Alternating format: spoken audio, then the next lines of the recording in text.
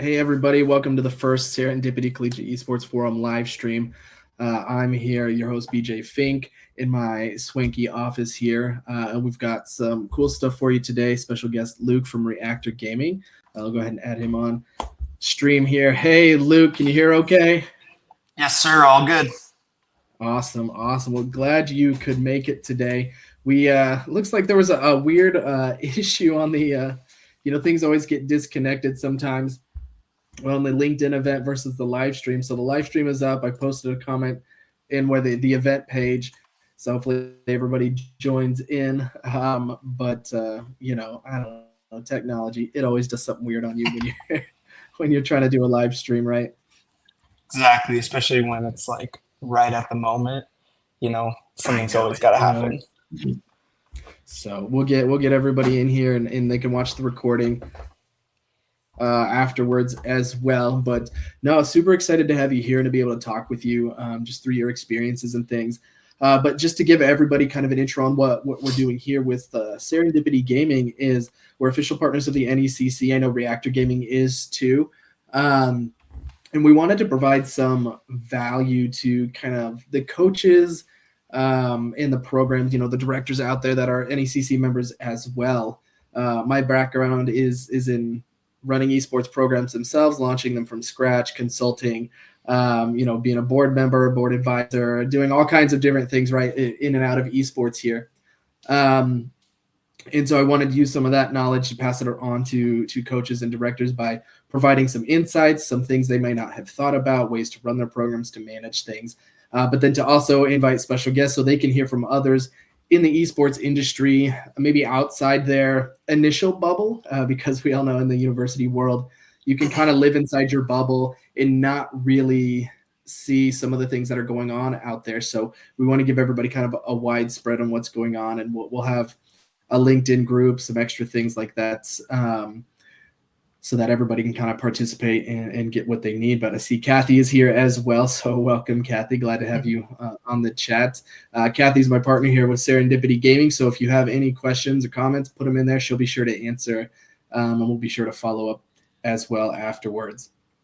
But yeah, Luke, while we've got everything going here, go ahead and just give everybody a brief introduction about yourself and what really, I guess, got you started with Reactor Gaming. Yeah, and thanks for having me on here, BJ. I can't wait to talk to everybody and learn some stuff too along the way. So I got started with Reactor Gaming last year. I originally founded a company called Wise PCs, WYSE. I founded that company in 2021. My best friend Jess, she's an architecture major at Kansas State University. Her PC broke within the first 6 months, and it was a $4,000 Dell desktop. And, she came from a very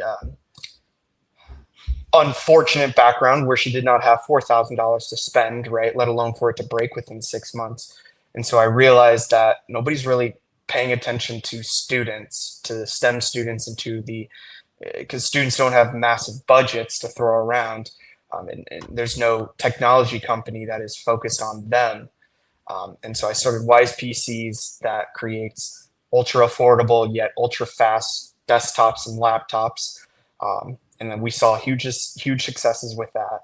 And then I got invited to a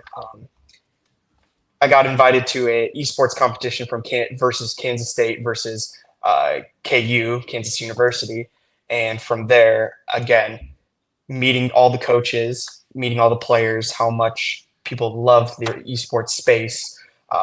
Nobody is, again, focused on esports teams, people that need these affordable yet high quality desktops and laptops that are, not going to break within 6 months. Nobody's focused on them. And so that's where I started Reactor Gaming, and seeing good success with that too. And I've learned a whole lot with esports, and it's just such a great community. And so I'm really excited to be a part of it. And, it's only the start, really, especially only being a year old. There's a lot to learn, a lot of people to meet, and just every single person I've seen and met have been just absolutely wonderful. And so I'm really excited to be a part of the space now. And I think that's what I love about a lot of the university esports environment versus some maybe more of the professional scene that has been out there over the last decade is the willingness to share information, to help each other, right? To provide resources, to create something that helps everyone. And it's really, I don't know, it's good to see those of us on this kind of grassroots side. We run into a lot of issues with certain things breaking into different sectors of the industry because there is a lack of willingness, right, to raise the tide for all. But I think on the university side, the grassroots side, you see a lot of that. And I think esports programs and the collegiate environment can take advantage of that help, especially if you're a new coach, new director, right, and you don't maybe understand exactly where to go. What's Luke, what was your first kind of experience with esports, or what got you into that in general? Yeah, so obviously COVID happened, and no sports were on, but esports was on, and so I have a Twitch account, obviously, and so I again started watching Kansas State University play, and they're a top Rainbow Six team, right? And that just happens to be one of my favorite games, and so seeing them play got me into it. That's how like I said, Kansas State was where I got into it, especially since it's my alma mater. And meeting with their coach, Ben Counts, great guy, love him. Getting funding for their computers is always a battle. And obviously technology is where that's how you play these things. You play games. This is how teams win.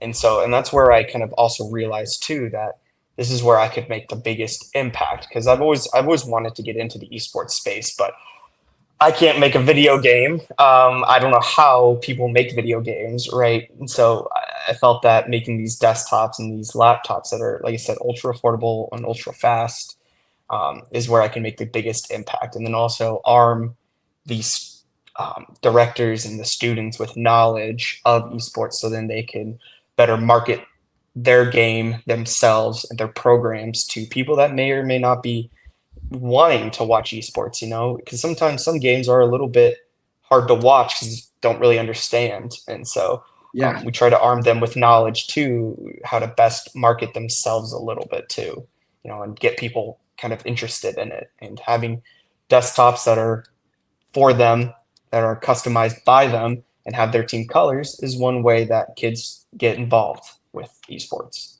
And so Yeah, no, I mean that's a good point, right? I always use the example like with League of Legends, and I know you and I talked about it a bit, but like that is a game that is so, like, if you were not in it, it's hard to understand. Like I'm not into League of Legends in that sense. By the time I was gonna start like coaching that team, I was like, there's too many characters, or champions, too many things I have to try to understand, right? I've got the base knowledge. I know you need your top laners, your junglers, all this stuff, but the meta combos and this and that, like I can't do that. And it's the same for a lot of people. If you don't understand the games, the buy-in is really hard. But giving a lot of these players and even people, that want to maybe get into esports but don't understand it, some tools that are customized, that look, that they feel like they own, they get some of that buy-in, it connects them a little bit more to it, and can really introduce them, to that world and keep them there, I think. But man, yeah, League of Legends was really hard to try to get exactly. it. I still don't even know. Same here. And Oklahoma Christian's head coach, Lucas, every time I see him, tries to explain it to me. And I'm like, I got the premise of it, but I don't understand like you said, like the meta combos, the different champions, how different champions do, like how they're better in a different lane, how they stack up against other people. It's beyond me, but it's super interesting to watch. And sometimes it can be a little daunting to watch something that you don't completely understand, but that's why I try to get people onto like Rocket League. It's car soccer, Yeah. give or take. That's basically so. Right. Yeah. It's something you can take from the real world, translate it over. It's the introduction into some of that world for them. So Exactly. that's fun. So what's your current favorite game? I'm definitely gonna say Rainbow Six Siege. Yeah. You Okay. it's very easy to understand. Also, very much like Call of Duty, and that's the best-selling video game ever, really. Rainbow Six, how realistic it is. Well, mostly realistic it is, but then Right. also As much as you can get, right. exactly, and how quickly the matches happen. So I've seen people get kind of turned off when it comes to League of Legends, because those things. I was just watching the MSI 2024 games, and there was a game with FaZe and M80 that were, I think it lasted for an hour and a half, one match, Yeah. right? Like, it's kind of hard to kind of stay focused on it, but with Rainbow Six breaks it up between 10-minute intervals, and so it's a lot easier to follow, and just especially with like a halftime, it's just way easier. And yeah, right. I love it as a casual too. For me as a coach, Brendan, right? He said his students tried to explain this multiple times, right? It's the same, right? Your students are always gonna know more than you about their individual games and things, and it cracked me up when they try to be like, no, but it's like this, and I'm like, doesn't matter how many times you explain it to me, it's not gonna work until I don't have time to just get in it and like be there. Because I'm coaching 20 other teams at the same time, but yeah, Rainbow Six, it allowed, as a coach, was like it broke it up, right? But the suspense factor kept you there too. There's no suspense in like League of Legends a lot of the time, or a lot of these other games. It's just a mosh pit of action going on, and you're just like in Overwatch, right? Same kind of thing. But Rainbow Six, I mean, it gets that suspense, it holds it, and you're just like, I need to know what is about to happen, and please don't let my team lose. Like, you just exactly. And League, I can't really tell who's winning. Like, when Lucas was telling me, he's like, "Oh, it's about a 75% chance that Fisher wins."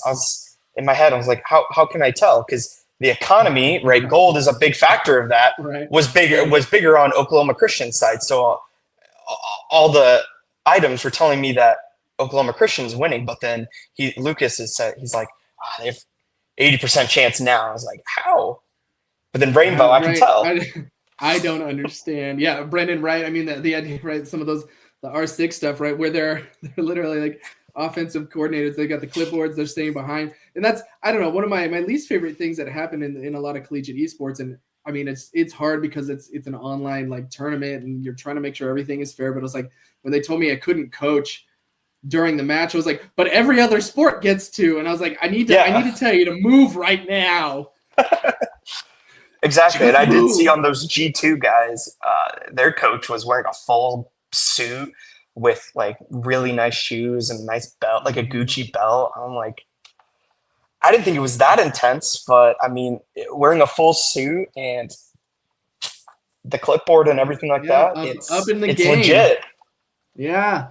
So, I mean, it's getting there, right? Part of what we all hope to do, right, is to continue to bring that legitimacy and that structure to a lot of it.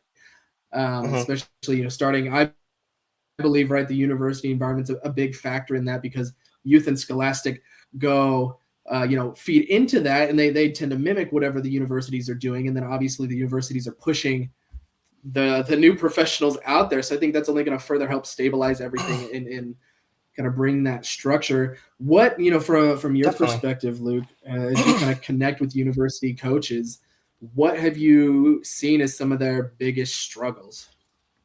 I mean, obviously, I'm not gonna lie, it's really budgets. They have the kids. Co-college has almost 80 kids, right? They have a ton of kids. They're wanting to play. They have the talent. Co, again, is a top 30 Overwatch team, right? They have the talent. They have the kids. They just don't have the funding. And schools are very reluctant because they don't see an ROI. Like, I got to meet up with TJ for University of Georgia Esports, right? He has to fight for I think funding. TJ's watching. Hey, TJ. Oh, yeah, he is. Oh, awesome. Yeah, no, it was awesome to meet. And of course, he won an award there. So that was awesome at CECC.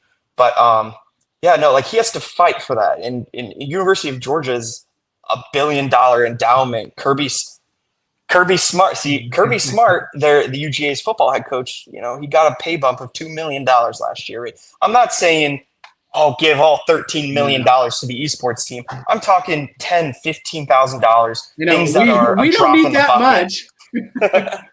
Exactly. it doesn't take a lot to have a good time, right? And to actually have your team propel to a higher standing that eventually you do see a return on investment. And that is a big problem I've seen, as esports teams don't see that return. So colleges are very reluctant to invest in those. But I found that with investment comes not monetary returns, but smarter alumni. Most kids that are in esports typically are in a STEM major, like um, Yeah. engineering, mathematics, all that good stuff. And so investing in an esports team, you do get smarter kids typically.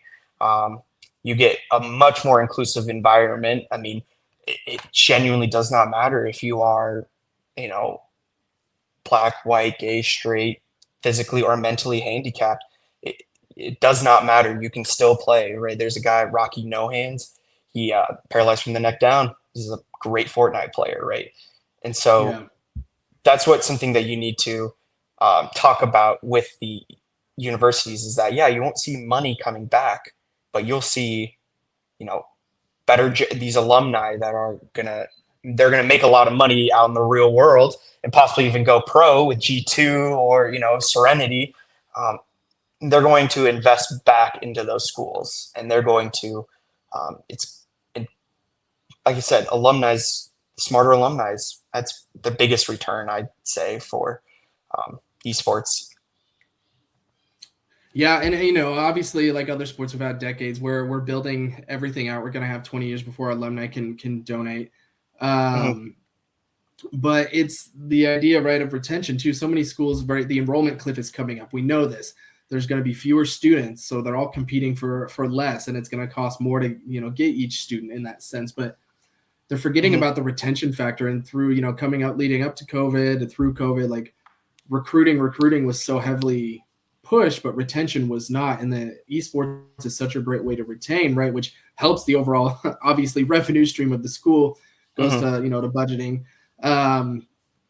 But and Brendan, right? You asked, and Kathy kind of mentioned too, right? The idea of grants can help a lot of esports programs, and Kathy and here at Serendipity will help people do grant writing to get extra funding for their programs. So if that's a need that you guys have, let us know. We'd be happy to work with you on that because again, budgeting is such a big deal. And Brendan, to your question on the ROI, right, that you sell the administration on, some schools don't even need to recruit, right? And they just have the money. A lot of these big state schools have a lot of that money that they can just dump into these things. And it's just another incentive for students to go to that school, but they don't have to go out there and physically recruit. A lot of coaches do. You have to run your facilities, you have to coach the teams, you have to recruit all the students, and your job depends on that.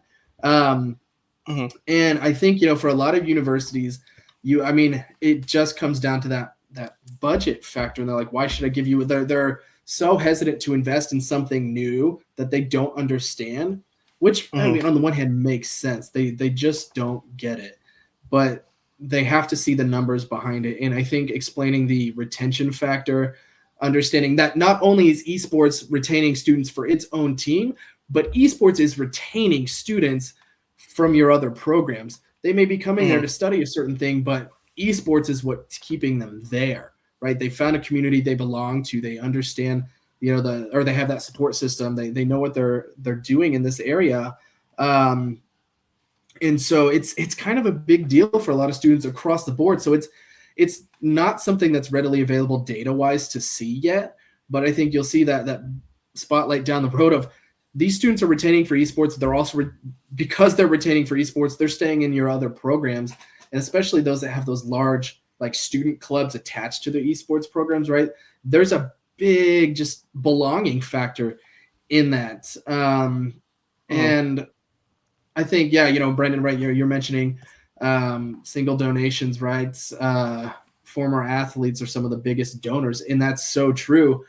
And you can, I would say honestly, right, we talked about grants. The other way you could really help maybe support your program is by finding, right, because there's not esports alumni, but there are game design alumni. There are, technology engineering alumni. There are, software engineer alumni.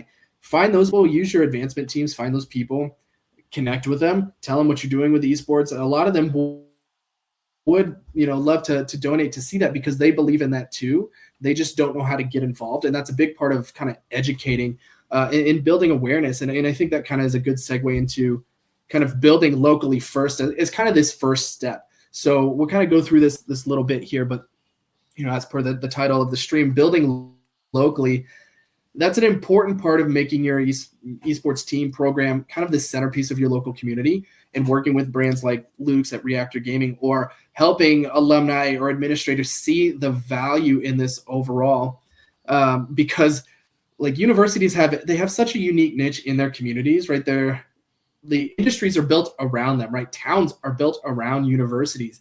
And to unlock that potential for esports can have huge benefits down the road, especially in stabilizing your program, helping people see the benefits, and making it known. Because I know a lot of esports programs that have launched, and maybe you've seen this too, Luke, right? But the community doesn't even know they exist. You walk down the street, they don't know you have an esports team because they're not involved with it. To the general public, it's not a well-known industry. In fact, a lot of them are skeptical about it, right? And so I think as we approach esports and building locally, and I think you kind of did this when you talked about starting Wise Gaming with the computers, and understanding that your friends couldn't afford computers, right? That's that research component of understanding that capacity of the people around you. And when it comes to esports, what's the capacity of your local esports ecosystem? Do you live in a mega city? Do you live in a small rural town?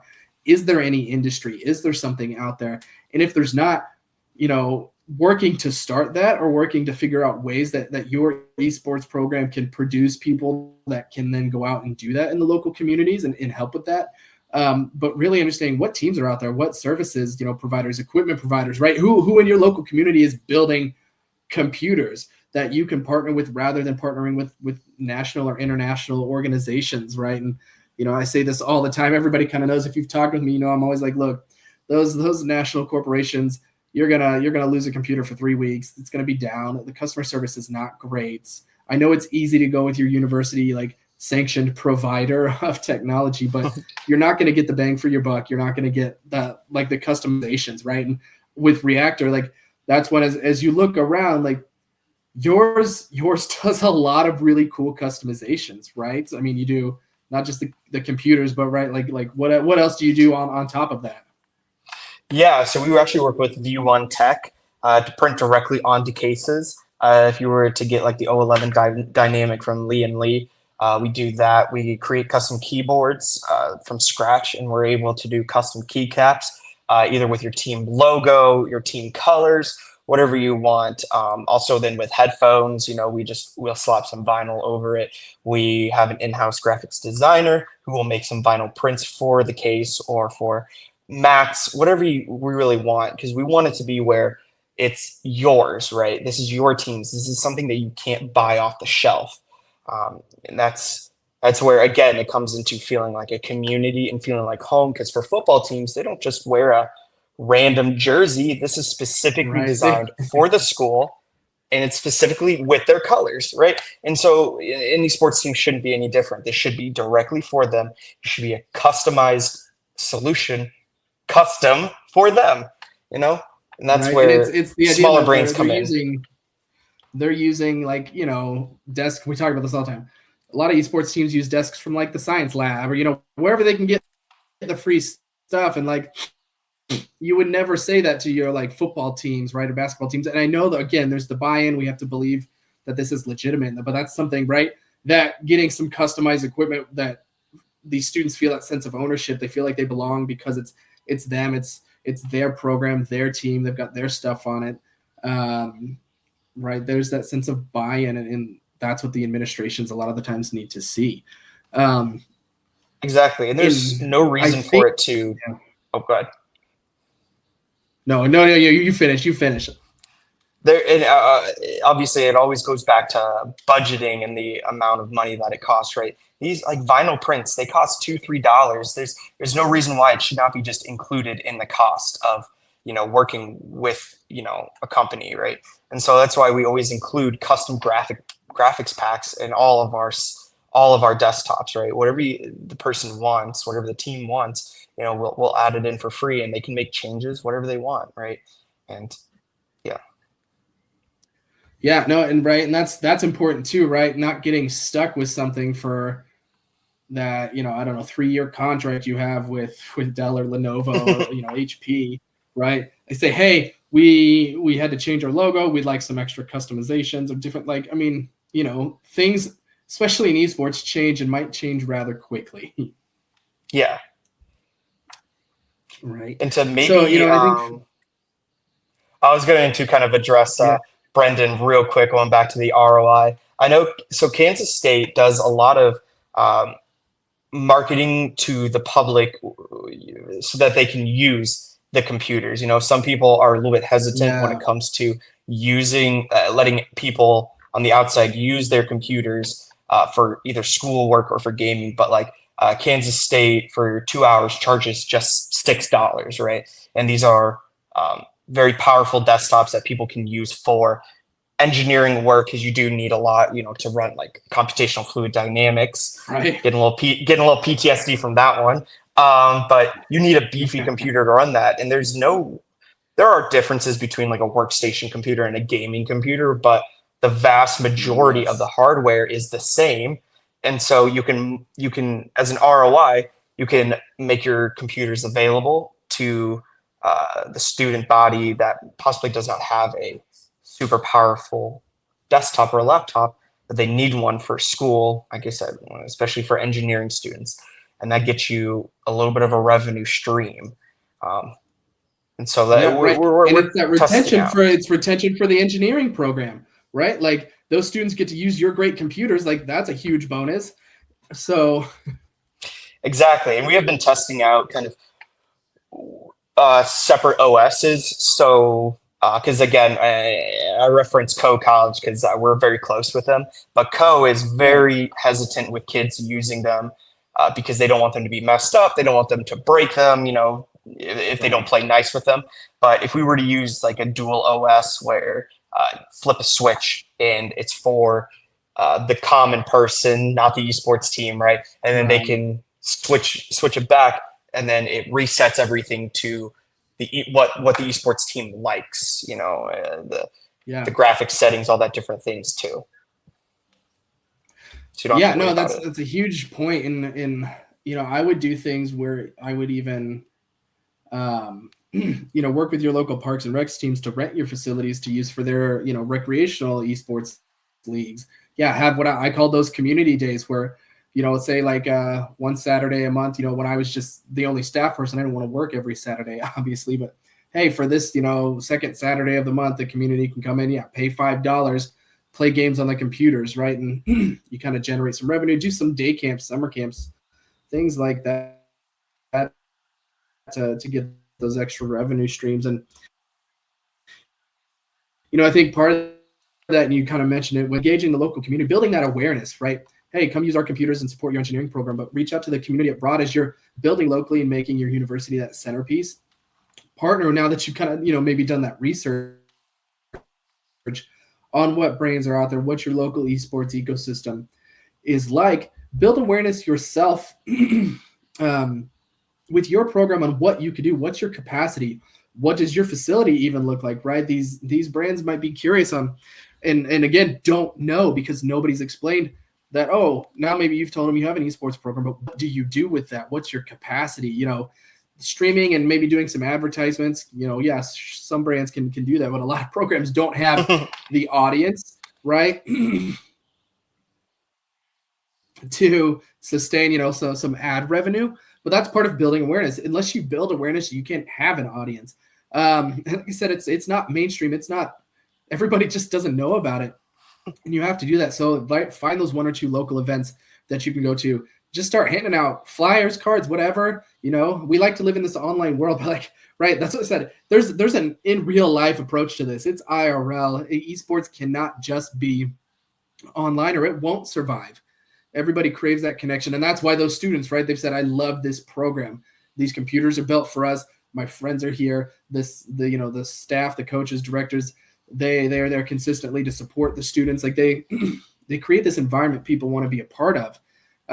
So get out there and work in real life, understand what those brands need, right? So you're out there wanting these brands to partner with you. You're trying to get people to support your program financially, whatever the case may be, maybe just with product, or maybe just to collaborate. But in order to do that, you also have to get out there and find out what they need, and how can you,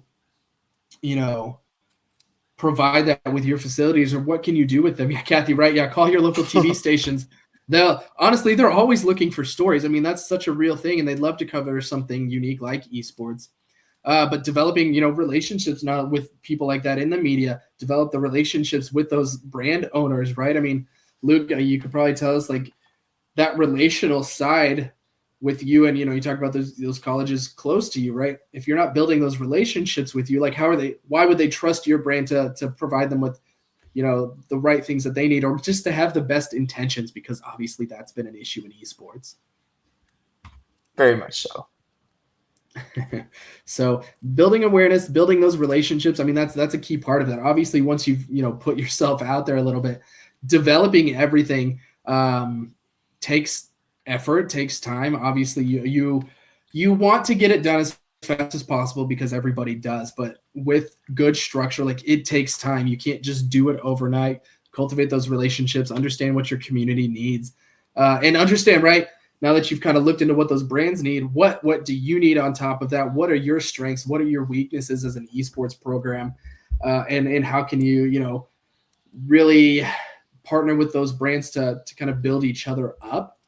And, in that sense, like, some programs, right, they don't have to recruit. If you don't have to recruit, you've got extra free time compared to half the universities out there, right? And so how can you use the mass population of students you have to support brands in your local esports ecosystem?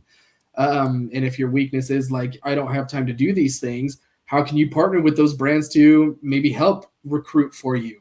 How can they help support your programs, in that sense? So there's a lot that you can do together. And more often than not, like, people are so willing, like we said, they're willing to help. And you just have to kind of ask a lot of the time. And I don't know, maybe that's one thing from just networking, I've probably learned the most is, if you ask, you'd be surprised at what the answer is most of the time. But a lot of people are hesitant just to ask. Mm-hmm. Yeah, and it's very important just to ask. That's how I got started too.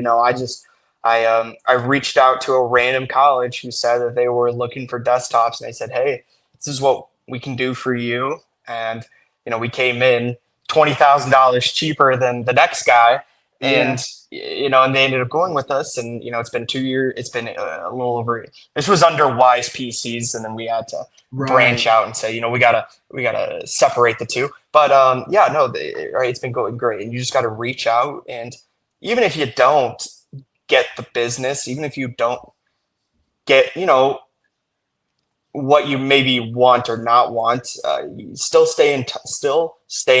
So because possibly something in the future could come up, especially recently with Wittenberg University out in Ohio.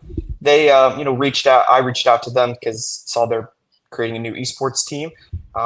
They had already found, and they signed the contract with them for solutions. But I still keep in contact because I'm still genuinely interested in how they develop their esports program and their effect on the local community. And then I still want to help out anywhere that I can. Go into their not open house, but their arena launch, right? Even though I didn't get their business, I still care about their program and how they're developing it. And I still want to help out build, I still want to help build their program. And so just reaching out is a huge part of it, and then staying in contact too. Yeah, right. I mean, and it's one of those, right? Because you never know how that will work out. But like I think that's just the biggest part of a lot of this grassroots stuff is that we do care, right? And whether we get business from it, right? Like I'm here just to present information. Like I want to be helpful. Like that's what we all want. And these networks, these relationships, you just never, down the road, that team might have a student. Maybe they didn't buy your computers as a team, but that student wants a computer down the road, and they know about you guys because you built a relationship. Like, you just never know where that kind of stuff will lead. And I think, yeah, just building those relationships, that community, we always talk about it, right? That community first approach, like that's where it builds on. That's where every other sport built on top of that. They had decades to do it. And like, that's what we forgot in esports was you have to start there to build that long-term structure.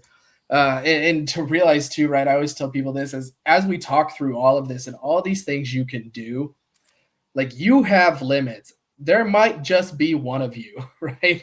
You can't do everything on your own. You're not an expert in everything. And that was right as I may, I did everything myself for a lot of my programs. And like, look, I'm not an expert. There's so many people I had to reach out to like, whether it was graphic design or how do I promote this or do this. And, I knew how to build computers. I knew how to play video games. I knew how to coach, but there's some of those surrounding aspects. Like if I didn't learn from certain people, I would not have been able to do it. Right. So I always tell people, right, start with one project that, as we build locally here, find one brand to like look into or to try to work with, find one event to try to go to, or one event you can start to help brands in your community, but start with like one project. When you were starting, Luke, with your, you mentioned, right, you built that one computer for a friend, right? That's that one project. But how soon after that were you able to do more?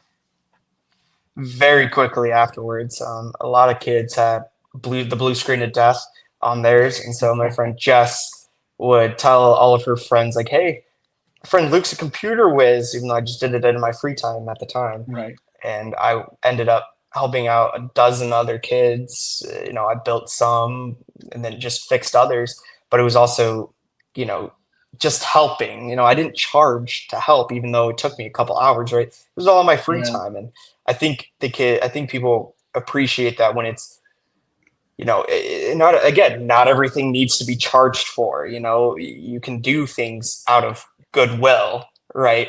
Like again, Wittenberg, we're going to DreamHack in a couple weeks, and we're going to be marketing their team. That's just goodwill Yeah. because we do see everything as an investment over just business. They do good, we'll do good eventually, right? Like I said, think of it as an investment where they'll do good, we do good, they do great, we do great. And so even though, like I said, didn't get their business, but doesn't mean we can't still help build their programs. And that's, again, with the people, just help them and then eventually they'll help you. And that's what happened. Yeah, right. Very, very reciprocal relationships. And right, that's kind of the point on building locally, right? If everybody's building these local ecosystems, we would say the chain's as strong as its weakest link, but like nationally, there is no chain. There was just all these, esports orgs that did all their own things and try to compete with each other. But as we build out each local, ecosystem, right, that's the chain that's going to prop up everything else that goes. And I think, right, that's having that reciprocal relationship, doing some things out of goodwill. Like that's what builds these industries a lot of the time. And we talk about that in, I'm going to give you a chance to kind of talk through just, maybe do a brand spiel and what people can do to reach out to you here in a second. But the idea, right, and we've talked about this kind of putting together this consortium, right, this group of, with Serendipity, we want to be able to provide everybody the best pricing, the best everything they can have, and from local suppliers, here in the United States, people that are willing to work with them to do what they need to do. And to understand that like there's power behind that, right? We say like, look, with our consortium, there's a lot of purchasing power that goes behind that. If all these universities want this type of equipment, then they can get it for a lot cheaper because they're all, we're all buying it, right? And so there's a lot to be said for that. And I think as we all kind of work together on that, I think it's going to benefit the university ecosystem. And so if anybody's curious about that, like, please reach out to us. But Luke, why don't you go ahead and kind of give everybody, if there's anything you want to say about Reactor Gaming or the best way to get in touch with you guys or anything you've got going on right now, go ahead. Yeah, definitely. So obviously reactorgaming.co. Sadly, we could not get the .com. That was $25,000, and we thought that the little M is going to be okay for right now, at least. Right. But yeah, you can always head over to our website. We do have a dedicated section to esports teams that you can reach out. It gets sent directly to my email, which is also luke@reactorgaming.co, or you can just email the generic one, team@reactorgaming.co. If you got any questions, if you want to talk about the esports program that you guys run or are thinking about running, or you just got a computer problem, always willing to help in any way, shape, or form. There's a million problems, but there's only one solution, and that's always kind of hard to find. So we're willing to help out in any way, shape, or form needed. And one good thing about Reactor Gaming is that for esports teams, again, we know the budgeting is hard. We price very close to what it costs, and because again, we see it as an investment over just business. Like we were able to build a computer for Co-College. It was $1,600 and came in 300. It came in $300 cheaper than anybody else, and it gave them a 20% performance boost. But also we were able to get them custom vinyl graphics, custom power supply cables, and then we have an LCD screen on the AIO, the liquid cooler, that flashes their esports logo, right? So it's little things like that that we are in tune with, that we offer up again for free. And so that's, yeah, like I said, just reach out for about anything that you guys need. Always love to talk, just connect and see how we can help each other. Because again, with Wittenberg, we don't have their business. It's, they went with somebody else, but we're still helping them. We still want to help as much as we can. And so we're willing to help out in any way, shape, or form, connect people with local resources too. Like Brendan, I know you're Endicott College, that's right outside Boston, right? I would eventually, I'll email you, but would love to get you connected with the guys at Formula One Arcade in Boston. They're big on esports. So maybe be able to host like an event at the F1 Arcade sometime soon. So, something like that, right? Reach out to us and we'll see how we can help you, even if you don't buy our PCs, right? Because again, it's just a reciprocal relationship that we want to build and help build esports from the ground up and make it fun too, Yeah. No, I love it. And that's the thing, right? I always tell people, look, my network is your network. Like if we're connected, like use it. Because that's the point, right? And obviously here with Serendipity Gaming, we do, anything that you need for your arenas. We're going to help you find, we're going to get you the best prices, custom shoutcasting desks and different things like that. You can see the one we've built for Ohio State there. But we want to make sure, right, that we support the universities the way that they need to be supported. And Luke's, brand with Reactor Gaming is like so on point with their mission and things like that. And so as we build locally, and then of course nationally, right, that's what we want to do. We want to build these local ecosystems with reciprocal relationships that everybody can be a part of, where we're all just helping each other out and kind of succeeding together.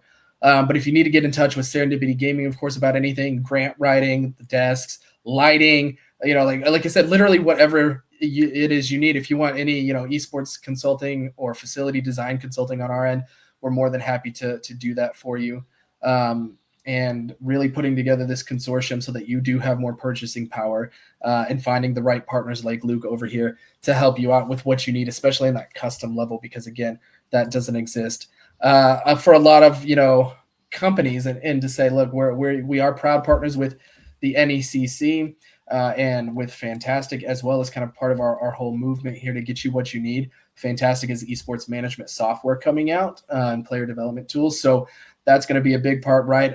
Not only we have Luke and his awesome computer equipment, we've got your facility needs, your arena design, desks, things like that, and then the software components. So we want to make sure you're covered with everything, and you've got the best of the best at the prices, right, that you can realistically afford, and we'll work with you on all of those things. But big thank you to everybody here, and big thanks to the NECC and all their partners as well. If you have any questions over anything, please let me know. Yeah, if you want a copy of the deck, let me know. We'll be happy to share that with you guys. Thank you, Luke, for joining us today and kind of talking through Reactor Gaming and what you guys do. And if you have questions over building your local esports environment, again, we're here to help. So thanks everybody for joining in, and next month will be a new one. So we'll see you then. Sir, thank you for having me. All right. See you, everybody.